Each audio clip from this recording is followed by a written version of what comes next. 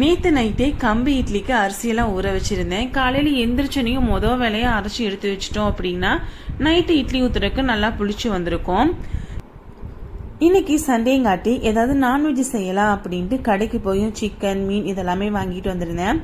Chicken ஒரு 1/2 kg, நெய் மீன் பாறை மீன் இது ரெண்டுமே 1 கிலோ வர மாதிரி வாங்கிட்டு வந்திருந்தேன். இப்போ இது எல்லாத்தையுமே நல்லா க்ளீன் பண்ணி கிரேவிக்கு தனியாக ஃப்ரைக்கு தனியாக எடுத்து வச்சிடலாம். செம்ம பசிங்காட்டி கடன் சமையல் வேலைகளெல்லாம் முடிச்சாச்சு.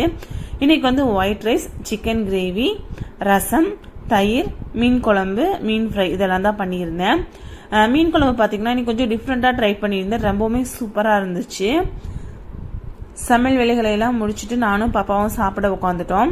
இதுதான் லஞ்ச் பிளேட். மீன் குழம்பு நாளைக்கு சாப்பிட்டா நல்லா இருக்கும் அப்படின்ட்டு அது நாளைக்கு வர மாதிரி சேர்த்து வச்சாச்சு. நம்ம சாய்க்குட்டிக்கு மொட்டை அடிக்க போறோம். அதனால ஒரு கேர்ள் ட்ரெஸ் போட்டு போட்டோ எடுக்கலாம் அப்படின்ட்டு அதைத்தான் ஈவினிங் போல பண்ணிட்டு இருந்தோம்.